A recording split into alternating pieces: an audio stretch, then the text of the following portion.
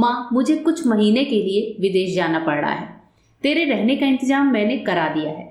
तकरीबन 32 साल के अविवाहित डॉक्टर मनोज ने देर रात घर में घुसते ही कहा। बेटा, तेरा विदेश जाना जरूरी है क्या? माँ की आवाज में चिंता और घबराहट झलक रही थी। माँ, मुझे इंग्लैंड जाकर कुछ रिसर्च करनी है। वैसे भी कुछ ही महीनों की तो बात है, मनोज ने कहा।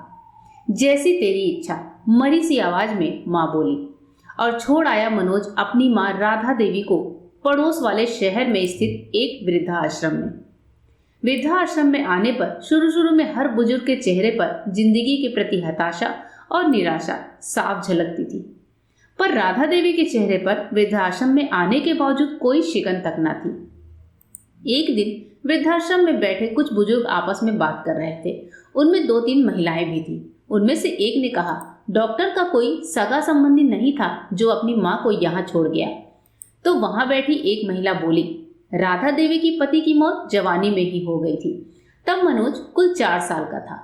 पति की मौत के बाद राधा देवी और उसके बेटे को रहने और खाने के लाले पड़ गए। तब किसी भी रिश्तेदार ने उनकी मदद नहीं की। राधा देवी ने लोगों के कपड़े सिल कर अपने बेटे को पढ़ाया। बेटा भी पढ़ने में बहुत तेज था, तभी तो वो डॉक्टर बन सका। वृद्धाश्रम में करीब 6 महीने गुजर जाने के बाद एक दिन राधा देवी ने आश्रम के संचालक मोहन शर्मा जी के ऑफिस के फोन से अपने बेटे के मोबाइल नंबर पर फोन किया और कहा, मनोज, तुम हिंदुस्तान आ गए हो या अभी इंग्लैंड में ही हो? माँ, अभी तो मैं इंग्लैंड में ही हूँ, मनोज का जवाब था। 3-3, 4-4 महीने के अंतराल पर राधा देवी मनोज को फोन करती, उसका एक ही जवाब होता, मैं अभी वही हूँ, जैसे ही अपने देश आऊंगा तुझे बता दूंगा। इस तरह तकरीबन 2 साल गुजर गए। अब तो वृद्धाश्रम के लोग भी कहने लगे कि देखो कैसा चालाक बेटा निकला, कितने धोखे से अपनी माँ को यहाँ छोड़ गया। आश्रम के ही किसी बुजुर्ग ने कहा, मुझे तो लगता नहीं कि डॉक्टर विदेश गया होगा, वो तो बुढ़िया से छुटकारा पाना चाह रहा था।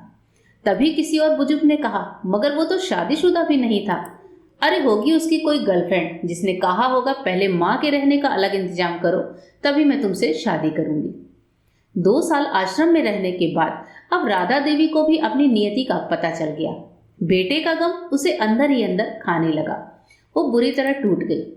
2 साल आश्रम में और रहने के बाद एक दिन राधा देवी की मौत हो गई।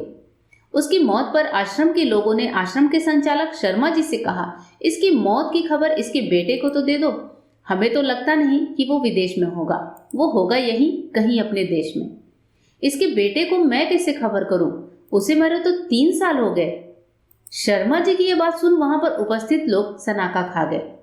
उनमें से एक बोला, अगर उसे मरे 3 साल हो गए तो राधा देवी से मोबाइल पर कौन बात करता था? वो मोबाइल तो मेरे पास है जिसमें उसके बेटे की रिकॉर्डेड आवाज है, शर्मा जी बोले। पर ऐसा क्यों? किसी ने पूछा।